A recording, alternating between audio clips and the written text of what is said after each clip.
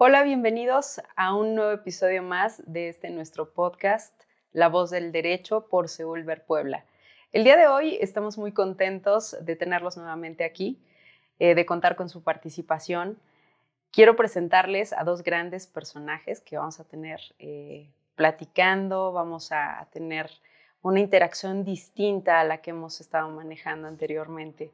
Y pues bueno, doctor, les presentamos aquí al doctor Ricardo Fernández Fuentes, un Gracias. gustazo, un gran amigo, un gran ser humano, un gran profesionista, sobre todo también que forma parte de nuestra familia Seúl Puebla. Y tenemos el día de hoy a un invitado también, Ricardo Fernández de Lara Fernández. Así es, gracias. Un gustazo por tenerte aquí. El gusto es mío. El día de hoy vamos a tener una gran plática. Y pues bueno, doctor, me gustaría que nos contaras algo respecto de tu trayectoria, qué haces, a qué te dedicas. Gracias, claro que sí, Marina, amigos, gracias por la invitación. Y hoy, primero que nada, me siento muy honrado porque hay un candidato y un personaje con nosotros que nos va a nutrir muchísimo con su experiencia y con sus conocimientos. Yo como abogado litigante, desde luego, nos alimentamos todos los días precisamente de los impulsos procesales que en los tribunales se van generando a través de las promociones y a través de los recursos, a través de los amparos, a través de los recursos ordinarios. ¿Qué hacemos en la firma? Pues litigamos y tenemos especialistas en cada una de las materias del derecho, a las más importantes. Particularmente a mí me encanta el tema juicio de amparo, porque primero que nada soy un idealista, yo soy un romántico, yo sí creo en el deber ser y creo que el juicio de amparo, con un medio de control constitucional y convencional, nos da precisamente esos pilares y fundamentos para creer que las cosas se pueden hacer bien cuando abajo no se hicieron del todo bien. Lo encuentro, siempre lo digo en mis charlas con mis alumnos, lo encuentro muy placentero. Litigar en contra de autoridades es extremadamente emocionante. Y bueno, al participar en la comunidad Seúl ha sido una gran experiencia porque pude especializarme en juicios orales penales. Eso fue magnífico porque encontré un perfil que yo no sabía que tenía, y además con el tema de la actualización en el 2016, con todas las reformas que hubieron constitucionales y la implementación de los nuevos procedimientos de oralidad en casi todas las materias, bueno, pues encontramos cobijo en el sistema penal acusatorio. Así que, pues hoy debatiremos y participaremos en esta mesa redonda con todos ustedes para encontrar precisamente que el deber ser todavía no ha muerto, no se extingue, y muy por el contrario, sigue, y creo que tenemos que fortalecerlo aún más. Definitivamente el episodio de hoy va a estar súper interesante. Ricardo, por favor, cuéntanos de tu trayectoria, cuéntanos a qué te dedicas, qué haces. Bien, muchas gracias por la invitación de nueva cuenta. Bueno, pues yo soy funcionario judicial, estoy incorporado en la carrera judicial desde el 2016, cuando llegué a un juzgado de procesos penales federales en la Ciudad de México. Me he desempeñado en el escalafón de la carrera judicial hasta llegar a secretario de juzgado, y actualmente me desempeño como secretario de tribunal en un tribunal colegiado de apelación. Pues tengo básicamente esos 9 años de experiencia, concatenado a la par de otra de mis, pues no pasión, pero gusto, que es la constante preparación. A la par he hecho maestría en Derecho, en materia penal, o en Derecho Penal, y soy doctorante. Estoy terminando mi doctorado, bueno, estoy terminando mi tesis doctoral para defenderla, yo creo que si todo sale bien, en octubre de este año. Y bueno, básicamente esa es mi trayectoria dentro de esta institución.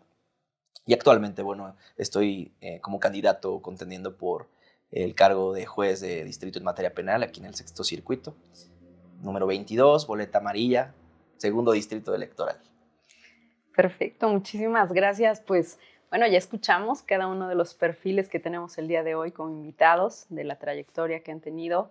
Y pues bueno, yo creo que los conocimientos definitivamente están ahí y vamos a pasar sin más preámbulo. Me gustaría hacerles una pregunta y que podamos compartir ideas en ese sentido de qué opinan acerca del juicio de amparo y cuáles son sus características principales, Ricardo.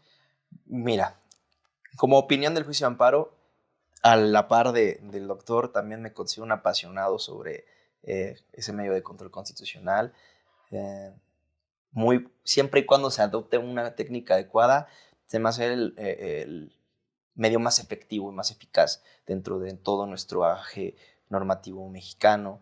Evidentemente, pues sus partes o sus componentes, pues podemos iniciar desde los procesales hasta los jurídicamente conceptuales, como lo ha venido construyendo la Corte, pues, partes quejoso, el acto reclamado, identificar estos elementos fundamentales para una correcta consecución procesal, se me hace indispensable para poder entender este medio de control constitucional. Algo adicional o que me gustaría incorporar como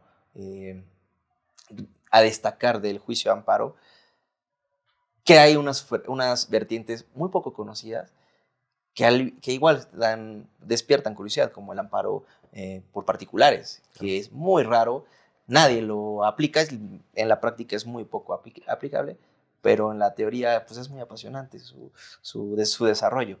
Bueno, eso sería como pues, lo que yo tengo en concepto del juicio de amparo y comparto. Yo también creo en el deber ser por completo. Sí, y además me parece que el juicio de amparo como una herramienta de negocio, como una gran línea de servicio integral en una firma de abogados, Marina, Ricardo, amigos, está muy desaprovechado. En verdad, me ha tocado, por diversas razones, ver demandas de amparo que se promueven y que llegan amparos directos, recursos de revisión a tribunales colegiados por diversas razones. Y en verdad puedo decir que no estamos preparados. El juicio de amparo tendría que ser una herramienta fácil, así lo dice la ley. La realidad es que no, es algo muy técnico, es algo muy complejo de estudio y de práctica, y que solamente se gana y se obtiene un conocimiento de expertise a través de estudio, pero sobre todo de práctica. Y coincido muchísimo con Ricardo respecto del tema amparo particulares, que además tiene sus particularidades, tiene sus elementos y características muy sui generis, no es siempre, tiene que estar por ahí bien regulado, pero además, a mí dentro del juicio de amparo, a mí me encanta, Marina, Ricardo, amigos, el tema amparo administrativo.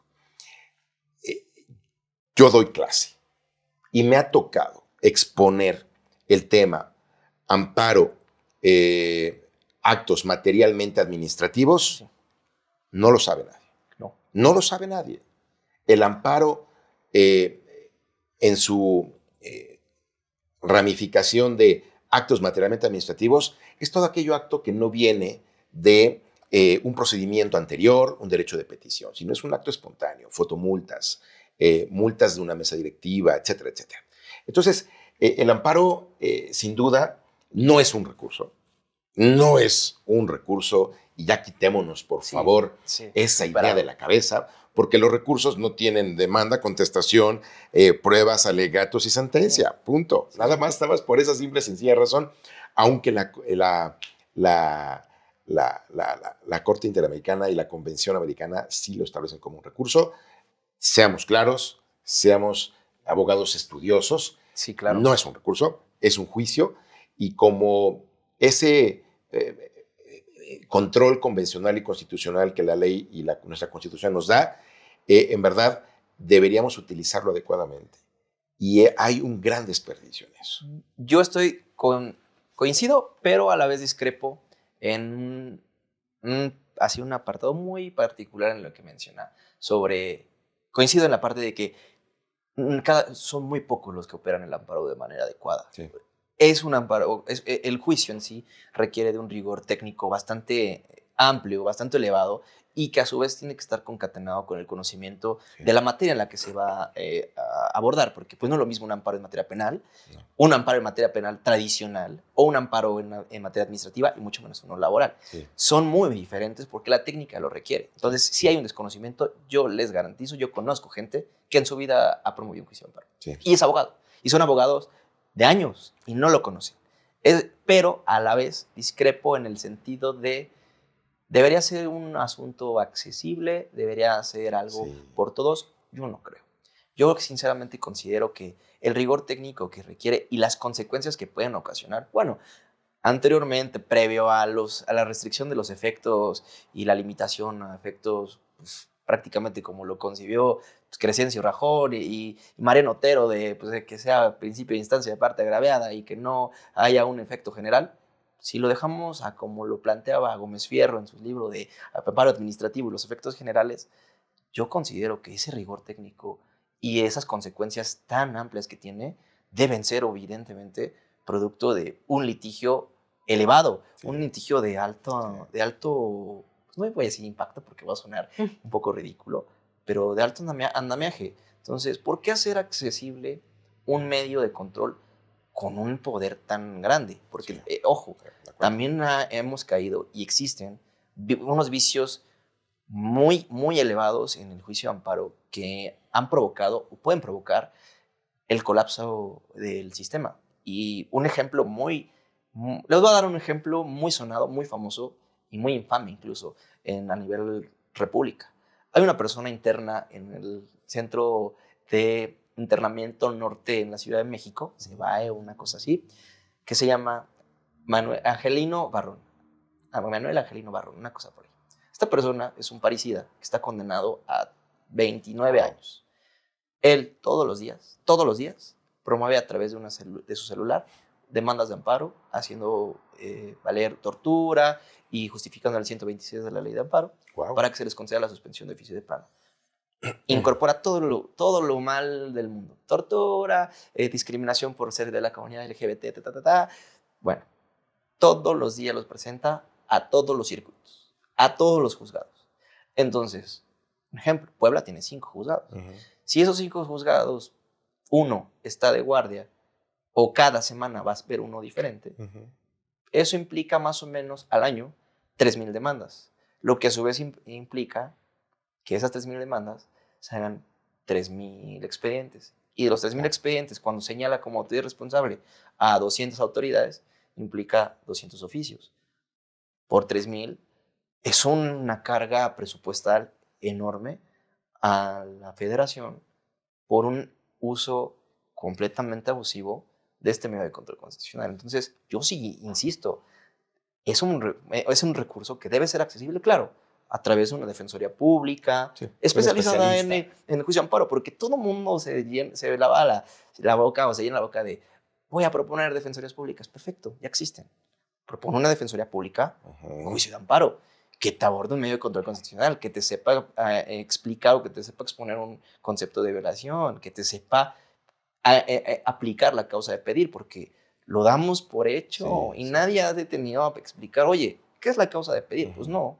Entonces, yo sí creo que hagámoslo como la apelación estadounidense. No todo el mundo llega a la apelación estadounidense. No, porque, pero entonces, ¿qué? ¿Quitamos la suplencia en la queja? No, pero eso es una cuestión diferente. Si vamos a suplir al que imperfecto, ¿por qué? Porque pues evidentemente estamos jugando, no jugando, sino litigando sus derechos fundamentales como la libertad. Está bien, la suplencia está. Pero ¿sabes qué? Tener el rigor técnico para que alguien sepa qué está pidiendo. Porque una cosa es que le podamos suplir en su deficiencia o en su concepto que quizá no iba encaminado, pero tenía la causa de pedir. Y la causa de pedir me parece a mí un escalón arriba de la suplencia. Porque mientras tú medianamente te reclames un concepto que puedo yo advertir que se te violó, por más burdo, por más palabras normales, sin un tecnicismo, yo lo puedo conceder. Y que además la exigencia del concepto de violación ya ni siquiera es máxima, Claro. ni integral, ni perfecta. Con que haya el más mínimo concepto básico de lo que estás pidiendo y de la violación y del acto reclamado, es suficiente para que te la puedan suplir, no en todas las materias, Claro. pero por lo menos en las más importantes y creo que en las más comerciales, llamémosle así, sí sucede, ¿no? Sí, no, y además la Corte ha hecho una evolución, o sea, ha construido su razonamiento jurisprudencial de una manera tan elevada que ha llegado a la conclusión tan sencilla de sí, dentro de la integridad de la demanda, ya no lo habla de capítulo conceptual de los conceptos, ya no habla del capítulo de hechos, no. Del estudio integral de la demanda se puede obtener el concepto de violación o, si se advierte la causa de pedir, será suficiente para poder amparar y proteger. Se me hace eso impresionante, increíble, qué buen medio. Amplio. El problema es cómo entonces, con toda esa protección o sobreprotección al quejoso, ¿por qué no tenemos una defensa más técnica? Sí, claro. Nos ahorraríamos demandas de 200 hojas, quería demandas de 2 hojas, y tu juicio de amparo, en lugar de que se detenga un año, como también la gente se reclama por una lentitud en el sistema, pues no, ya no me promuevas 70 veces y promuéveme una vez con 2 hojas. Y se acabó. Entonces, sí creo que también tenemos parte de la educación o el reto que tenemos como operadores, como litigantes, como académicos, es volvernos a educar en que como ciudadanos no tenemos derecho a todo. Y apartarnos de conceptos ancestrales. Completamente. Porque además, cuando llegas con el cliente y nos toca a nosotros que litigamos con una demanda de 4 o 5 hojas, bien hecha, estructurada, técnica, en materia de amparo, inclusive demandas que no son de amparo, del foro común, el cliente no queda satisfecho. El cliente que califica. Piensa que entre más es mejor. Claro. Y ven poquito Terrible. Y creen que eso no es suficiente. Pareciera que tengo que agregar todo un tratado histórico sobre los hechos que estoy planteando. Y no, la exigencia únicamente, al menos en el foro común, es tengo que narrar los hechos que acontecieron, narrarlos cronológicamente, tratar de justificarlos, hacer ahí un cuadro importante respecto de la violación o la inconformidad o el incumplimiento que estoy haciendo valer. En materia de amparo, bueno, ni se diga, están acostumbrados a que el amparo tiene que ser un tratado internacional y no va por ahí. Terrible. Y de hecho, insisto, sigue siendo parte de la evolución que nosotros podamos impulsar como la academia. Yo no he dado clase, no he podido, me encantaría, porque lo primero que yo diría sería la antítesis de mis maestros. Yo estudié en la Escuela Libre de Derecho, estudié, no me quejo, la verdad, aprecio mi alma mater, no la voy a renegar jamás, pero no estoy de acuerdo con su visión. Su visión clásica, su visión estricta y performalista. Recuerdo una clase en fiscal donde nos intentaban enseñar o explicar el amparo fiscal y mi maestro tuvo la ocurrencia de decirnos que entre más seguros a la autoridad, más fácil vamos a obtener una resolución favorable. Por tanto, agrega todas las tesis que puedas, incluso en los renglones de las sangrías, agrégale cosas. No, definitivamente no. El pragmatismo, si él no lo sabía, luego lo llega a aprender y después con la práctica y con pues, diversos estudios adicionales, el pragmatismo es la clave para el litigio integral, el litigio correcto, la resolución completa, la resolución adecuada de los asuntos. Entonces, sí tenemos que reeducarnos en menos es más, saber identificar el problema y saber pedir lo que se quiere, la pretensión. Y son conceptos muy sencillos que podemos decir, cualquier persona sabe qué es pedir. No. Uno, luego cuando va a los tacos, pide esos tacos y se los dan diferente porque no supimos pedir lo que queríamos. Claro. Luego, intentar transmitirlo a una autoridad cuando a su vez tiene 200 asuntos, es complicado. Entonces, creo que es un tema de una reeducación y dejar de enseñar con las bases de Echeverría o con la estructura de la Madrid. No, hay que ser un poquito más prácticos y sacarnos del molde, y no del molde jurídico, porque yo me considero una persona un poco más formal. Yo me decanto por algún tema, por lo positivo. A mí me gusta, si el derecho está ahí, ahí está. No creo en los moralistas que quieren juzgar con la conciencia. No estoy de acuerdo. Lo respeto, pero no discrepo.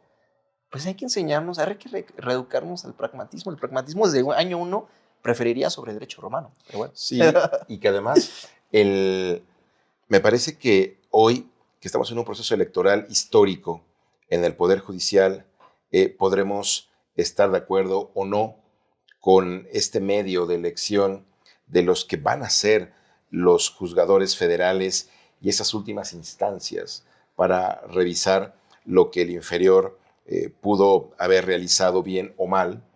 Yo te preguntaría,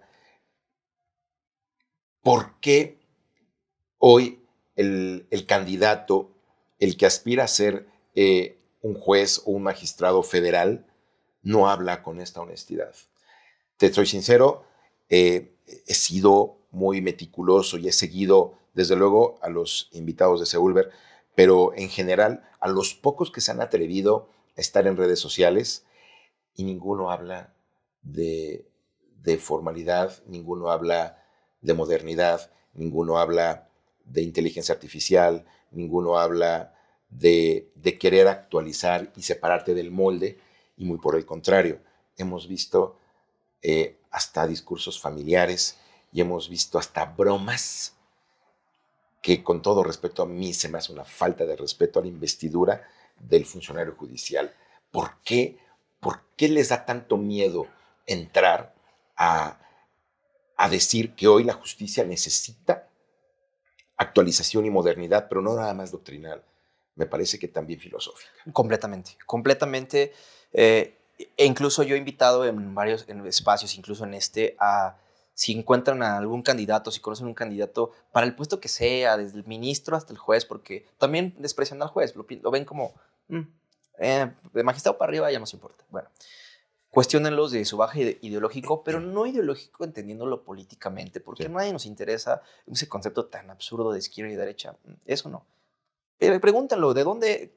¿Cuál es tu construcción jurídica? ¿Qué eres? ¿Eres neoconstitucionalista? ¿Te gusta Dworkin? ¿Te gusta Hart? Y sonaré muy clavado, pero no es la intención. Porque yo es naturalista. Una vez que conocemos a Dworkin o entendemos a Tienza o a García Amado, que en lo particular a mí me fascina, si hay alguien pragmático y que en habla hispana, es él. O sea, es una persona que desbarata a Tienza, que desbarata el moralismo. Por lo mismo, eso lo concateno a la pregunta por tres cosas. Número uno, somos funcionarios que no fuimos creados para la política. Nadie nos enseñó. Yo en lo personal no tenía intención ninguna de involucrarme en temas políticos, para nada. Mi función iba en mi camino. Yo lo pensé por otro lado. Entonces, el discurso fácil es replicar lo que nos dicen, porque realmente esa gente que no tiene autocrítica, que no se detiene a cuestionar, pues es alguien que en verdad no le gusta lo que hace, no sabe lo que hace y posiblemente aspire a lo que quiere por un tema económico. Yo sinceramente no, o sea, no me mueve el dinero porque el dinero lo podría hacer haciendo otra cosa. En verdad, creo que se gana más fuera de lo que hacemos nosotros y nos arriesgamos menos. Menos, y aunado en la materia penal, pues es estar exponiendo, a empezar mi cara, a empezar mi integridad, la familia, los amigos. Entonces, ese es un tema. Falta de preparación política, no la tenemos. Falta de autocrítica, no la tenemos. Hipocresía, sí, porque pues, es un discurso sencillo. Nadie nos va a cuestionar que queremos una justicia pronta y expedita, ¿o sí? No, es el discurso sencillo. En cambio, si yo digo que el juicio de amparo no debería ser accesible para todos, oye, eres contra derechos. Oye, si yo intento justificar también parte de mi tesis doctoral, yo estoy hablando de la inteligencia artificial en la implementación jurisdiccional. Yo estoy convencido, siguiendo el razonamiento jurídico sobre los casos fáciles, difíciles y trágicos, estoy seguro que la inteligencia artificial puede, sin ningún inconveniente, sin ningún problema, resuelve los casos fáciles y quizá los difíciles. Dejemos al humano la ponderación. Totalmente. Entonces, ¿por qué? ¿De qué sirve tener un juzgado civil que recibe un divorcio voluntario? ¿Por qué requerir jurisdicción en un asunto que por su naturaleza no requiere jurisdicción? No. ¿Por qué entonces, si yo tengo un conflicto con usted, doctor, y decidimos, ¿sabe qué? Es un pagaré. Acá están mis pruebas, aquí están tus pruebas, vamos a meterlo en la maquinita. Y si yo tengo la razón con las pruebas que tengo, o usted me desmiente, que en la maquinita en 1 hora, es más, vamos a darle chance a la maquinita. En 5 horas, sí, nos da la razón. Y nos sometemos a una jurisdicción voluntaria realmente eficaz, donde si el sistema es como lo plantea Kelsen, un sistema y una ciencia, pues tendría que adaptarse completamente a la inteligencia artificial. ¿Y no sería eso mucho más práctico, menos oneroso para el Estado? Todas las partes tendremos una resolución. Y se cumpliría con el principio de impartición de justicia. Imparcial. Pronta y expedita. Y desde luego imparcial. Claro. Totalmente. Así es. Hablar precisamente de amparo, escuchamos tecnicismos, escuchamos muchos autores. Hablabas de ejemplos claros y no nada más en nuestra audiencia. Hoy en día tenemos pues abogados que conocen de amparo, abogados que desconocen del amparo también, sí, claro. Pero también tenemos al público en general que, como bien lo decían al principio, ¿no? Te dicen algo y es amparo, amparo, amparo. Casos prácticos, sencillos, ¿en dónde sí y en dónde no? Claro. Es una buena pregunta y yo lo podría definir con 2 cosas. Si tu asunto fue porque no te cumplieron la ley, apela, promueve el juicio ordinario, reclama legalidad. Si tu asunto trastocó tu dignidad, tu libertad, un derecho realmente fundamental, tu patrimonio, tu vida, promueve el amparo. Entonces, aquí vamos a operar el sistema con congruencia. Yo nunca voy a entender, por ejemplo, la gente que se va al amparo en la autovinculación a proceso. ¿Para qué? Si estás alegando que no atendió la juez o el juez tus planteamientos en la audiencia, no te escuchó tu teoría del caso, pasó por alto y en cambio se decantó por la exposición del Ministerio Público, apela. ¿Por qué? Pues porque la apelación es un tema de legalidad, sí. Podemos hacer un checklist muy breve en donde puedes dar o no la razón. Y en caso de que ya ahí trascienda a que aún así se mantiene la irregularidad, bueno, ahí le va el amparo. ¿Por qué agotar el amparo directamente? Y a mí lo que realmente me causa una indignación es que su justificación sea, pues porque los federales no se hacen caso. Cultura del desentendimiento, o sea, vamos a entender las cosas como deben ser. También yo no estoy de acuerdo con ni menospreciar a los foros comunes, ni tampoco ser condescendentes con ellos, de pobrecitos, porque son abogados en la misma línea que los federales, no debe entenderse, y eso creo que es gran parte del problema que ha tenido el Poder Judicial de la Federación, sintiéndose superiores, sintiéndose diferentes. La misma sociedad se ha encargado de diferenciarlos por mejores. Y ellos, lejos de tener una autorreflexión y decir, pues sí, somos mejores, vamos a llevarlo con calma, no. Se incurren en algunos excesos.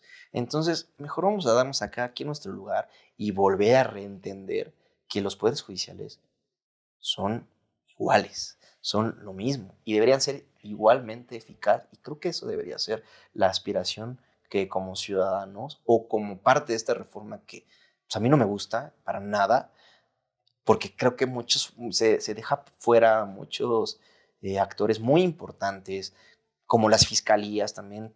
Creo que debieron haberlos incorporado para que fuera una reforma realmente integral. Debieron haber incorporado a los medios alternos de solución de conflictos. Se me hace una institución también sumamente desperdiciada, el sistema estatal de solución de controversias o de medios alternos de controversias. ¿Por qué entonces enfrascarnos en el juicio de amparo como el medio idóneo, que sí, es idóneo, es sumamente efectivo, es sumamente potente. Vamos a dejarlo a las cosas importantes. Creemos en el Poder Judicial de la Federación. Yo no agoto apelación. Lo tengo que decir. ¿Por qué? Porque no confío en esas salas penales.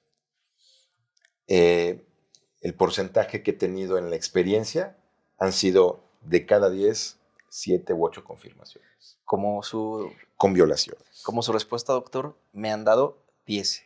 Acá en Puebla, sí, cada abogado, colega que tengo, amigo, no confío en las salas penales. Y mi respuesta es, mi mamá está en una sala penal. Deberías tener confianza porque como ella, hay no todas. Otras. No todas. Y por eso digo, sí, claro. Vamos a desentender el tema no hay que hacer una distinción entre, posiblemente, pero entonces, ¿cómo nos sometemos o cómo elevamos nuestra exigencia a un magistrado que pues, quizá le da pereza y no quiere resolver? Sí, y hoy, yo te lo puedo decir, en la firma tenemos la convicción de que si en el fuero común nos resuelven contra constancias, violando derechos humanos, violando flagrantemente legalidades, queja administrativa. Completamente. No nos interesa si es magistrado, si es proyectista, si es juez del fuero común. Quien sea. Queja administrativa por la emisión de la sentencia, de la resolución. Actualmente defendemos a algunos funcionarios que están en esos procedimientos por haber emitido resoluciones y sentencias y se los han estereotipado como faltas graves. Y eso también no es justo. La falta que sustenta la queja administrativa tiene que ser muy clara conforme a responsabilidades. Completamente. Tiene que estar encuadrado perfectamente bien en cada una de las causales o en alguna de ellas.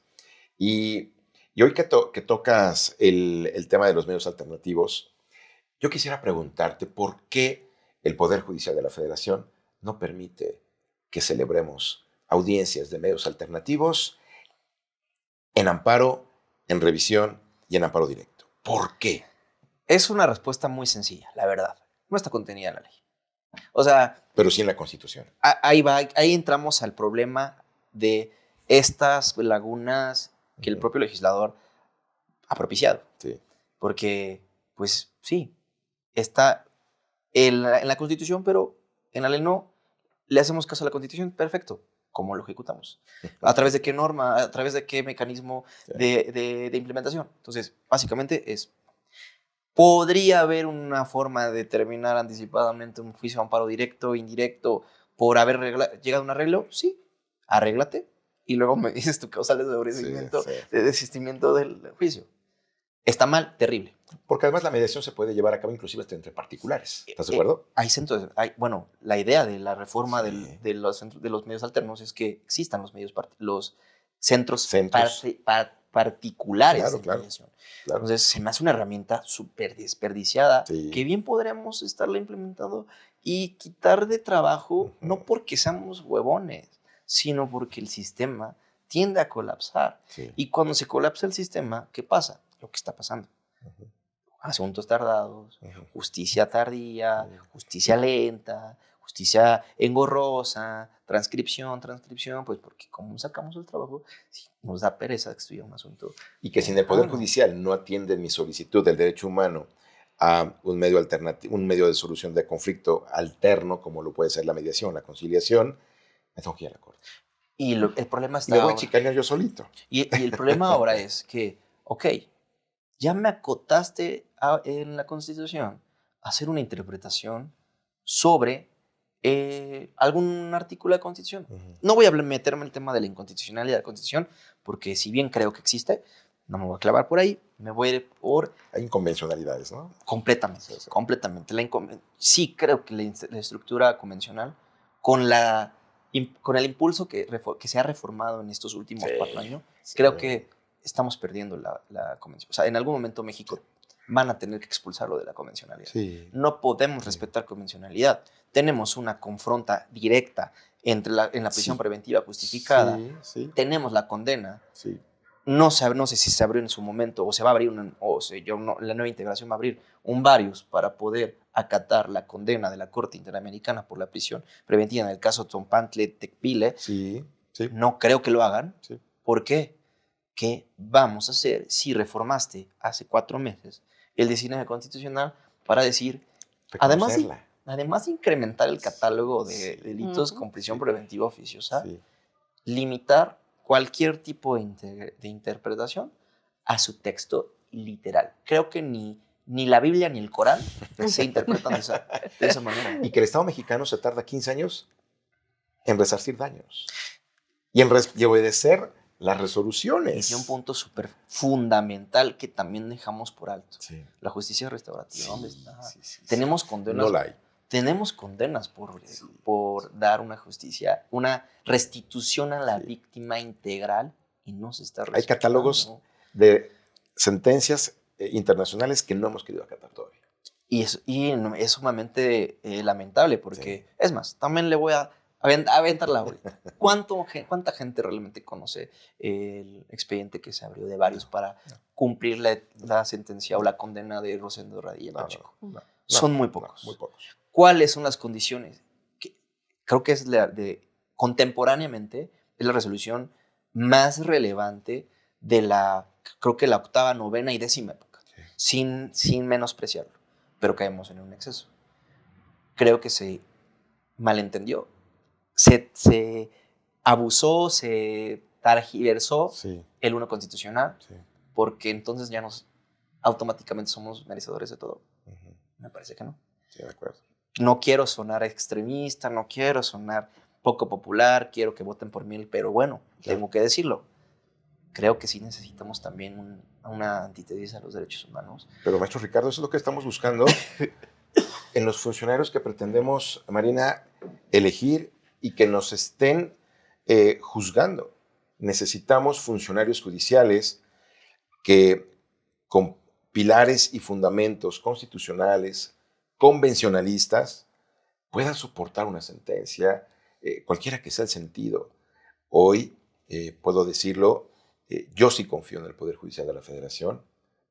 Mucho del trabajo de la firma es ahí, pero también hemos tenido desaguisados y hemos tenido malos sabores de boca. Sí. Porque, como en cualquier institución, el factor humano también representa debilidad y también representa vulnerabilidad. Así es. Bueno, hoy en día estamos hablando precisamente de lo que tiene que ver con estas elecciones.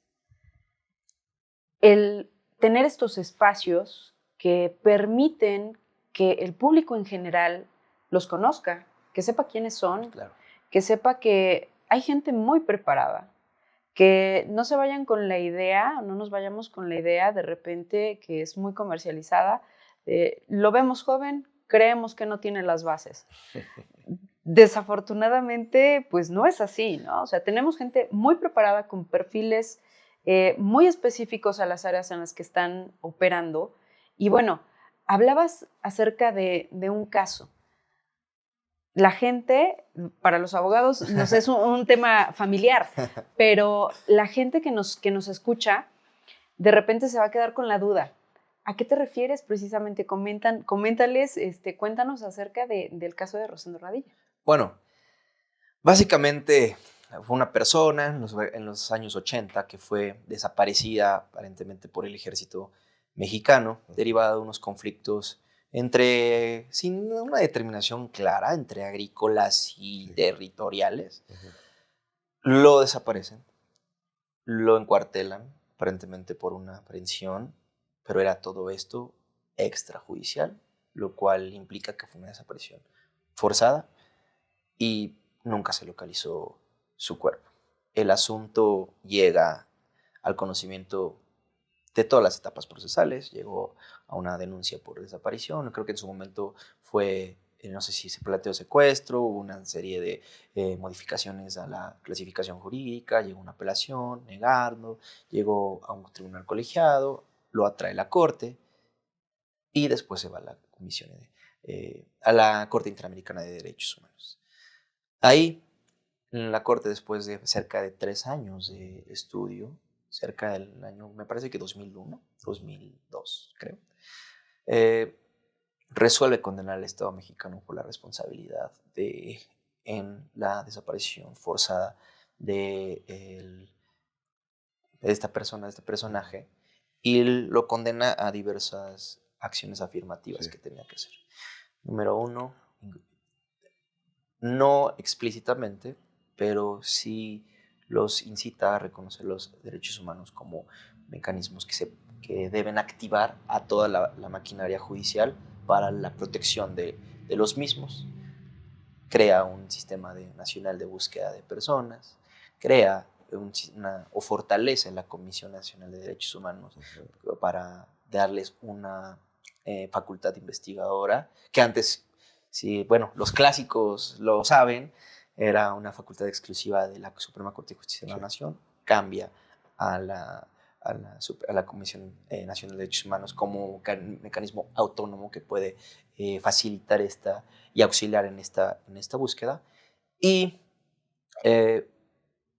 pues prácticamente se obliga a toda la institución mexicana a recondicionar su bagaje jurídico para poner cualquier situación donde se hable de violación a derechos humanos, legalidad, libertad, seguridad, salud, sea de interés y de relevancia de los órganos jurisdiccionales. Entonces eso prácticamente motivó la modificación al 1 constitucional, donde antes se hablaba de garantías fundamentales o derechos fundamentales, y se pasa a derechos humanos como toda la amplitud como toda la palabra pueda caber, todos los derechos que puedan caber en ello. Básicamente en eso consistió. ¿Ha habido un efecto positivo sobre esa condena? Me parece que sí. Sí, claro. Me parece que sí, hubo una evolución muy importante. Es un precedente fundamental para Creo que el reconocimiento. A partir de esa condena, al menos a mí me tocó conocer un asunto derivado de la Guerra Sucia de los 70s, en donde la estructura actual en ese entonces de la Comisión Nacional de Derechos Humanos impulsó una investigación por parte de la comisión que posteriormente se pudo concretar en una averiguación previa y se pudo ejercitar acción penal en contra de los entonces comandantes. Entonces, sin esa estructura que dotó esta condena, la Comisión Nacional de Derechos Humanos no hubiera podido tener una facultad de investigación, no hubiera podido hacer vinculante su resultado, y la Fiscalía no podía haber traído esas constancias porque en todo caso pudo haber dicho tan sencillo como de no fueron realizadas por la autoridad investigadora, por tanto no tiene validez. Entonces, sí tuvo 20 años después de haber cometido la situación, que se pronuncia el Estado mexicano. Es algo, sí, lamentable, porque creo que ahí también tenemos una deficiencia como Estado mexicano en la capacidad de reacción. No entendemos el mundo, no lo entendemos. Y queremos a veces, por intentar encajar en el mundo, incorporar conceptos que no podemos defender. De acuerdo. Y los derechos humanos están malentendidos como tenemos derecho a absolutamente todo, y no es cierto. Tenemos derecho, sí, a respetar que se respeten nuestros derechos humanos, entendiendo libertad, seguridad jurídica, legalidad, todos los que queramos ver. Pero también tenemos unas obligaciones. Y creo que desde ese momento se ha dejado de observar la obligación que tiene el particular o que tiene el ciudadano frente a sus propios iguales, no ante el Estado, porque el Estado siempre va a ser el responsable de todo. Y está bien, pero ¿dónde estamos también con la responsabilidad como ciudadano? Totalmente. Y creo que ahí ha sido la incongruencia en la que hemos caído. E insisto, invito, debemos replantearnos esta situación para volver a educarnos, reeducarnos en por dónde es correcto ir. O sea, estos excesos que hemos tenido como sociedad, este aumento de criminalidad, si es producto de... Y que no es una sobreprotección de derechos humanos. Claro que no. ¿O no debería ser así? No debería ser. No debería ser, porque llega el absurdo en que podamos quizá yo en una demanda de amparo decir, ¿sabes qué? Tengo derecho al Internet. ¿Por qué? Porque es un derecho humano. Sí, claro. De 7ª generación, pero es un derecho humano. ¿Qué voy a hacer yo? ¿Qué voy a hacer como autoridad? Estado, yo te dije a ti, ciudadano, que tienes derecho a todo, a un catálogo ilimitado de prerrogativas. ¿Cómo las defendemos? Entonces, si vamos a hablar ya serio, si vamos a aprovechar este boom, esta modificación estructural en el Poder Judicial, pues ok, yo operador, está bien, te voy a dar, mi bagaje racional para poder resolver, en efecto van a ser los derechos humanos, pero ¿sabes qué? Va a haber una limitante siempre. Sí. Y creo que eso no lo tenemos claro, ni lo hemos podido explicar a la ciudadanía, que insisto, no es merecedora de todo. Y que podemos evidenciarlo con el famoso juicio mediático, ¿no? Mi enemigo. Es decir, hoy, Así es. hoy hay mucho que se litiga en los medios. Mi enemigo. ¿Cuántas firmas de abogados? Lo tengo que decir. ¿Cuántos influencers que se dicen jurídicos litigan el asunto saliendo de una audiencia o previo a una audiencia para presionar al órgano jurisdiccional? Sí. Yo no sé en qué momento la ética de las firmas de abogados se relajaron tanto, porque antes en los 80s o 90s no veías un anuncio de una firma de abogados. Hoy hay gente que hasta se siente el Midas. El doctor de doctores. Bueno, pero acabas de mencionar algo muy importante, ¿no? Juicio mediático. ¿Qué es? Como lo decía, mi enemigo. El concepto es muy amplio. Ajá. Hay ciertos países donde lo han intentado institucionalizar y darle un concepto formal, pero en realidad es que en México no lo tenemos. ¿Qué es? Es básicamente un prejuicio, una construcción de aseveraciones, hechos y falacias, o no, sobre alguna situación jurídicamente viva que busca decantar la opinión pública hacia un lado como medio de presión al juez, a la autoridad, ya sea autoridad como administrativa, autoridad jurisdiccional, y que se obtenga lo que ese medio de comunicación, llámese redes sociales, llámese radio, televisión, prensa, lo que sea, quiere obtener. Que es sumamente peligroso y lo hemos vivido. Un caso infame, pero que lo cuenta tal cual pasó, el de Fofo Márquez. Todo el mundo conocemos a Fofo Márquez. Claro. No es de mi devoción, no es santo de mi devoción, no me agrada, me desagrada, pero considero que la determinación a la que se llegó con su condena es elevada para las condiciones en las que al menos evidencian el video. Una tentativa. Ni tentativa de... Bueno, se sentenció por tentativa de feminicidio. Sí, claro. Sinceramente, claro. Si ese fue su elemento con el que construyeron su autoridad del caso, yo veo lesiones agravadas. Sí, lesiones agravadas, órale, para que se quede un rato ahí y que entienda. Pero si aquí la intención fue dar una resolución ejemplar para evitar una repetición de un acto similar por parte de otra persona, me parece que es un ejemplo completamente equivocado. Y que la definición de feminicidio no es coincidente con las conductas que se resolvieron y se sentenciaron. Ni con la tentativa. Si buscamos la tentativa, claro. ¿Dónde está el elemento externo que impidió la consumación del acto? Sí. No existe. Sí. Él la dejó de madrear. Sí.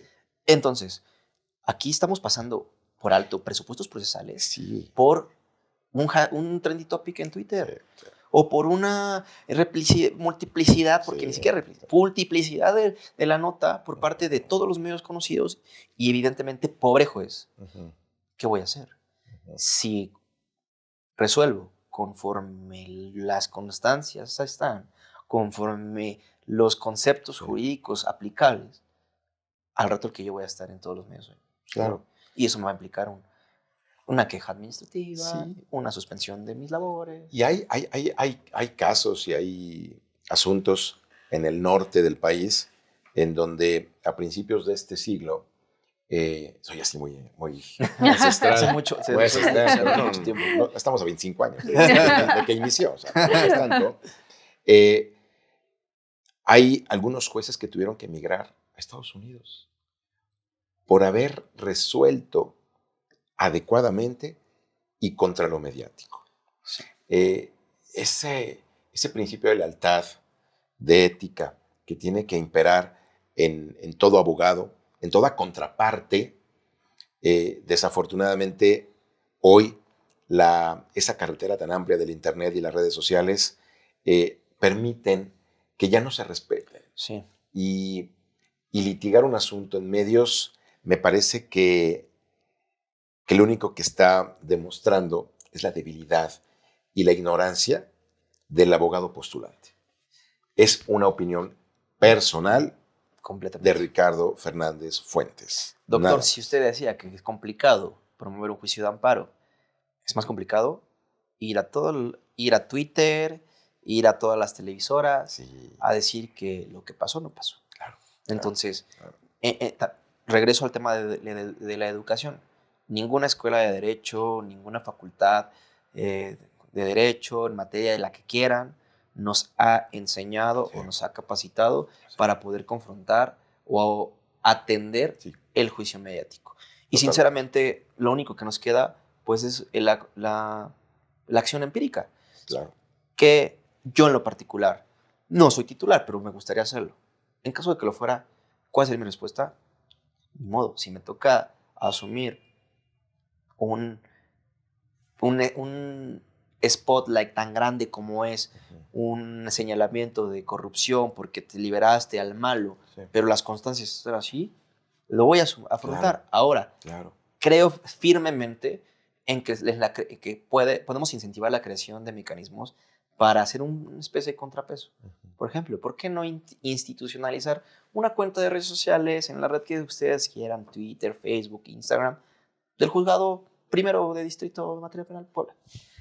No es una propuesta, pero es algo que a mí realmente me convence que puede ser una alternativa, porque si yo hoy quiero enterarme si está la carretera México-Puebla cerrada, voy a la cuenta de Twitter de Capufo, Claro. ¿verdad? Claro. Pero si hoy quiero corroborar que en el juzgado primero de distrito en Puebla liberó al malo por las razones que hice en la tele, busco su cuenta de Twitter y no está. Claro. Entonces, creo que tenemos que, insisto, nos ven jóvenes, doctor. Y Me nos, siento joven. y nos quieren quizás hasta madrear o legitimar por jóvenes. Sí, sí. Creo que pues, la gente joven puede tener ese chispazo de, ¿sabes qué? Esto nos está jugando en contra. ¿Por qué no hacemos lo mismo Sí. y que nos juegue a favor? No va a balancear Sí. el juicio, no. Claro. Pero al menos está nuestra parte, ¿no? Nuestra opinión. Totalmente. Pero bueno, eso es, Así es. insisto, mi enemigo. Sí, definitivamente. Y bueno, hablabas de derechos, ¿no? ¿Y qué papel juega en este caso la libertad de expresión? Fundamental, pero creo que no solamente yo, sino múltiples autores han definido que la libertad de expresión no es absoluta. La libertad de expresión no es total. Yo no puedo expresarme de su físico, no puedo expresarme de alguna debilidad que tenga. ¿Por qué? Porque ahí hay un tope, Claro. y el tope es la ética. Claro. Entonces, si no es subjetiva, por más que me puedan decir es que yo soy libre de decir lo que quiero, claro, sí eres libre, pero donde tú empieces a topar o saltes esa barrera de la ética, Sí. es completamente reprochable y considero que es sumamente identificable. Y los medios tienen esa responsabilidad que tampoco han entendido, porque claro que pues para ellos les vende, o sea, es la nota roja, replicando la mala noticia de el juez corrupto liberó a una banda de secuestradores, pues eso vende, porque pues cada byte que Sí. le doy a ese clic, cada clic que le doy a ese banner, pues evidentemente me va a generar una percepción. Pero entonces tenemos que sernos responsables de cuando a esa persona le toque estar en el paredón, ¿quién lo va a defender?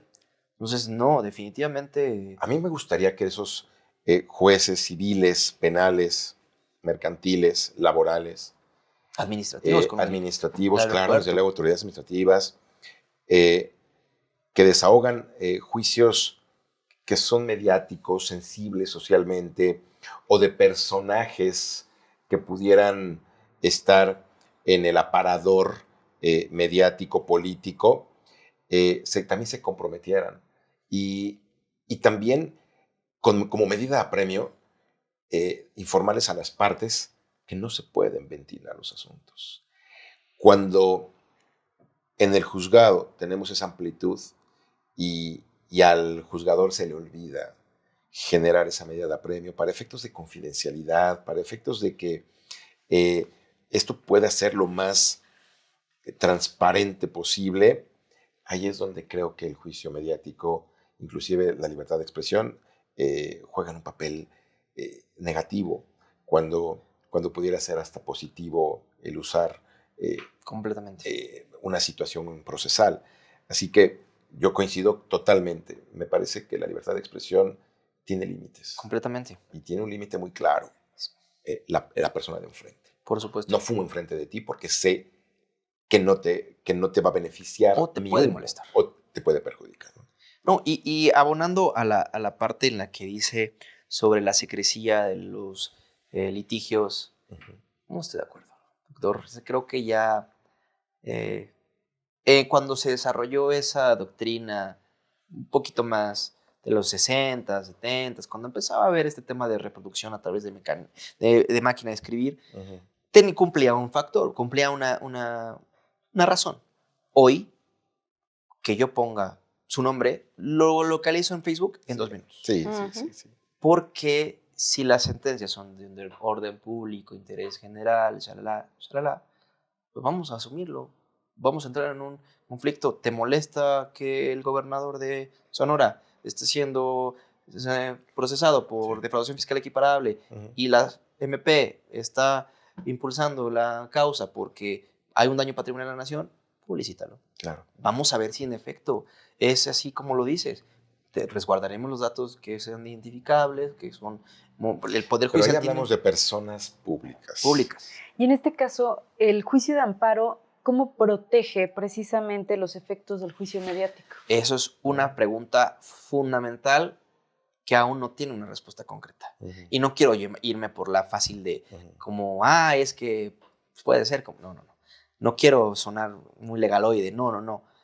¿Cómo lo protege el juicio de amparo? El juicio de amparo, al ser un medio de control constitucional completamente independiente de otro juicio, evidentemente lo analiza y se enfoca en analizar ese acto, tiene esas reglas tan estructuradas y poderosas que independientemente de lo que diga el hashtag o lo que diga la cuenta de Instagram, tiene que resolver con base en la petición planteada. Por eso yo digo que es nuestro último bastión como ciudadano de protección, porque nos va a proteger el derecho humano. No existe el derecho humano a ser trendy topic.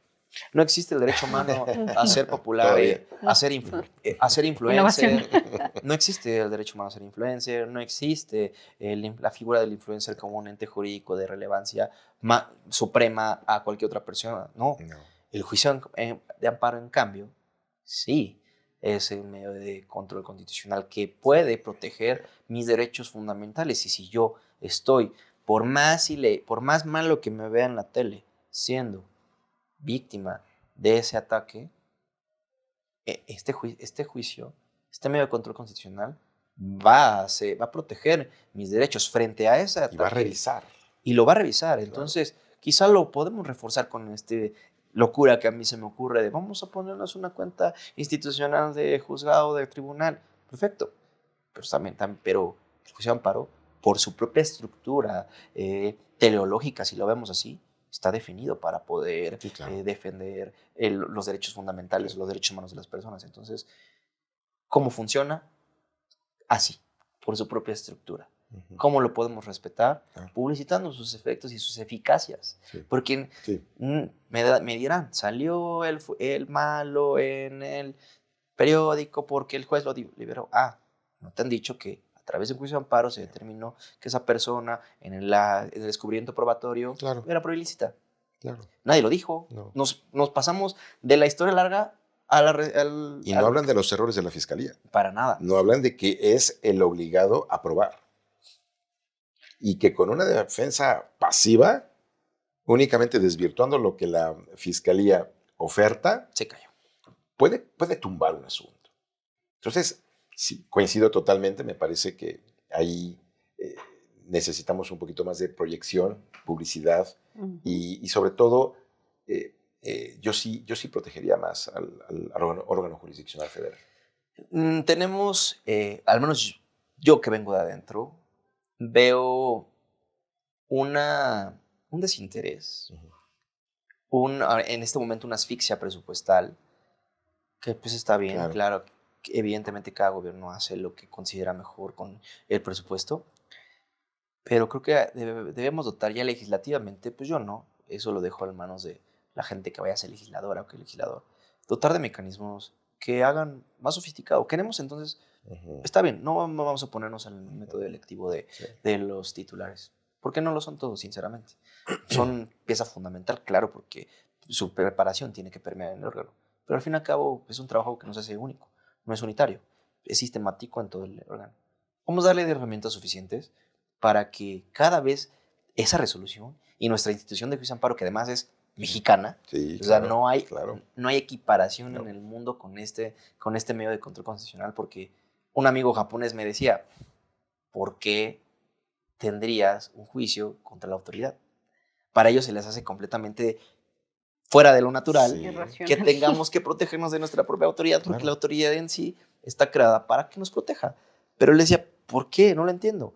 Pues yo le explicaba que pues, aquí en México suele haber arbitrariedades, quizá de buena fe, digo, no sé, quizá de buena fe, pero arbitrariedades al fin y al cabo por parte de la autoridad, y es la manera en la que nosotros nos podemos proteger e inmediata.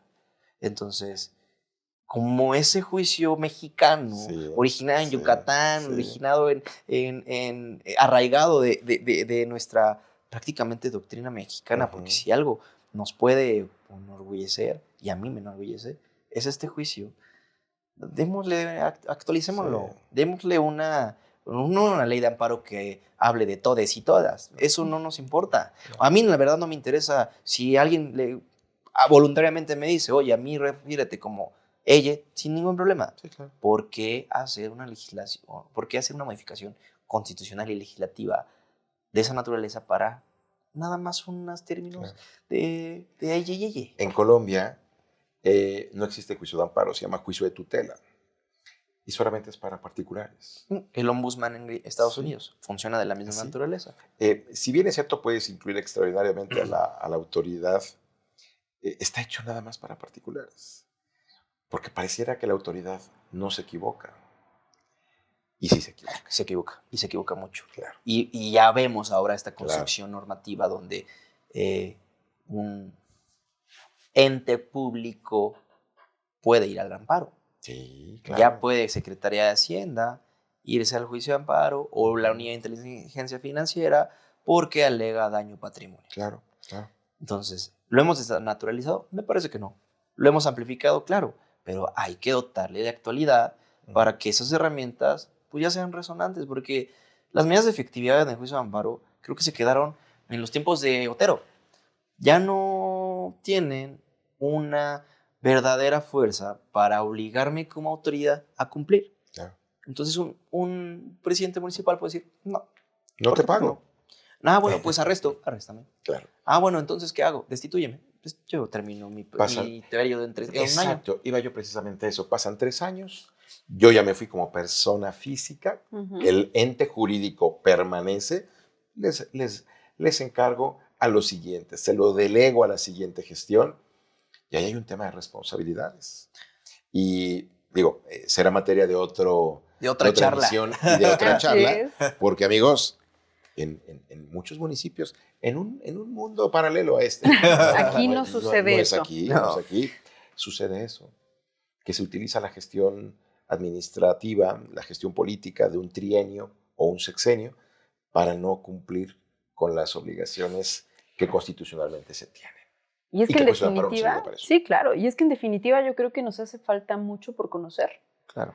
Al respecto del juicio de amparo, nos hace mucho por conocer también cuáles son los alcances, cuáles son estos derechos fundamentales, reales, que se deben de tener bajo la responsabilidad como se ha manejado, ¿no? Sí. No bajo la interpretación o mi criterio, sino como lo que realmente debería de ser en Sí, esa aplicación. sí, sí. Y definitivamente, pues nos encontramos con gente súper experta, el doctor, tenemos a Ricardo y muchas personas más que afortunadamente como institución podemos tener la fortuna de tener dentro de nuestra comunidad docente, dentro de nuestra comunidad académica y que poco a poco se van sumando más y bueno, dando estos aportes precisamente para que veamos estas áreas de oportunidad donde podemos seguir trabajando en este tipo de temas. Y que en Seúlver nos preocupamos por eso, Claro, definitivamente nuestros para que el fundadores aprendizaje siempre han sea estado significativo. preocupados por la, como bien se dice, ¿no? Por esta excelencia educativa Sí, claro. que siempre hemos manejado para esta capacitación profesional Sí, realmente y la sí, aplicación sobre todo. Sí, claro. Y práctica. Y así es, Indispensable. Porque ya lo doctrinal, eso ya lo dejamos para los 80s. Indispensable. así es. Hoy el aprendizaje tiene que estar en base a una teoría de casos. Es que al Completamente. final de cuentas es innovación. Claro, La innovación totalmente. educativa, empleando las tecnologías de la información, Sí. empleando los mecanismos que hoy tenemos tecnológicos para poder darle facilidad, para poder darle prontitud, para poder darle otro enfoque, pues ahí están. O sea, las Completamente. herramientas ahí están. Que las sepamos utilizar, bueno, esa es otra cosa. Tenemos medios de comunicación digitales, muchísimas redes sociales y bueno, el enfoque de lo mediático, pues entonces está rebasando, ¿no? Es un arma de dos filos que bien podemos ocupar para aprovechar, para difundir, Completamente. para explicar claramente qué es lo que está sucediendo o tomarlo también para Presionar. señalar, para Claro. presionar y Sí, para, bajo claro. mi criterio, Claro. decir que está bien o que está mal. Sí, sí, sí. Y definitivamente nos encontramos, como al inicio te decía, con personas muy capacitadas en este tipo de puestos, como el que tú estás desarrollando hoy en día y por el que te estás postulando en esta candidatura. Sí. Entonces, nos gustaría que nos dijeras nuevamente para qué eres candidato, cómo te vamos a encontrar en la planilla, invitarlos a que voten este 1 de junio. Con mucho gusto. Aparezco como Ricardo Fernández de Lara Fernández. Sí es el nombre más largo de la boleta. Ok. Boleta amarilla, Distrito 2. Mi candidatura es para juez de distrito en materia penal en el estado de Puebla. Él en el Distrito Electoral 2, que consiste en la mitad del estado de Puebla para abajo. Todo el sur de la ciudad y el sur del estado. Municipios de Cholula, San Pedro, San Andrés, Santa Clara Coyucan, Huejotzingo, Coronango, todo lo del sur, la Mixteca vota por mí. Soy el número 22 en la boleta amarilla y yo los invito a que el 1 de junio participen y no necesariamente votar por mí, porque evidentemente les puede no gustar lo que estoy diciendo, lo que hago. Que voten por alguien, porque que se informen de las candidaturas. Todo el mundo va a poder elegir a alguien. Que se convenza de quien están eligiendo es una persona que posiblemente pueden ser pues, el resolutor de su caso o puede incluso ser el juez de su asunto personal. Que voten por el que quieran, pero que se convenzan que lo están haciendo por alguien que preparado o que se considera o que lo consideran preparado y así tener un examen de conciencia más profundo. Claro. Porque, insisto, las consecuencias no van a ser ellos. O sea, el ciudadano no va a ser responsable de a quién se elija. Evidentemente no. Los responsables, al fin y al cabo, van a ser las personas que estén en el puesto Sí. y que puedan o no hacerlo. Entonces, el único responsable, al fin y al cabo, y que puede incluso terminar pues, con una sanción por parte del Tribunal de Disciplina, es el nuevo titular Claro. que haya ganado y que no haya sido capaz de poder, Apto. que poder desarrollar la actividad. Entonces yo los invito a que el 1 de junio, si es por mí, los convenzo, adelante, y si no, por quien ellos quieran, pero que lo realicen, lo hagan. Claro. Muchísimas gracias, Ricardo. Pues más adelante vamos a tener otros temas. Definitivamente hablar de amparo. Quitémonos esa idea de que, ay, el amparo. Sí, no. Y el entenderlo es riquísimo. apasionante. Sí, El sí, entenderlo es muy apasionante.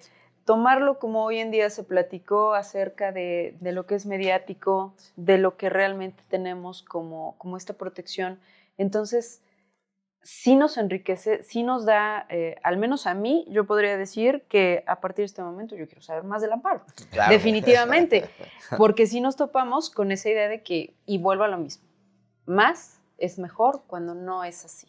Completamente. Entonces, les agradezco muchísimo su espacio, agradezco muchísimo que hayan estado el día de hoy aquí, su tiempo, agradezco muchísimo a nuestra institución, Seúlver Puebla, a nuestros fundadores, a la comunidad que siempre está muy atenta a este tipo de espacios que tenemos, de toda la información que se vierte en cada uno de ellos. Créanme que siempre es pensando en esta innovación educativa, en esta excelencia educativa y sobre todo en esta capacitación constante. Y pues hoy en día conocer también a grandes personajes que están detrás de bambalinas, que no los conocemos, no sabemos qué es lo que hacen, y bueno, hoy en día estos espacios nos dan la oportunidad de hacerlo. Como bien sabemos, no va a ser el único episodio, ni el último. Espero. Y nuevamente, muchísimas gracias por estar aquí, muchísimas gracias a ustedes. Por mi parte es todo. Nos vemos en nuestro próximo capítulo. Pasen un buen día.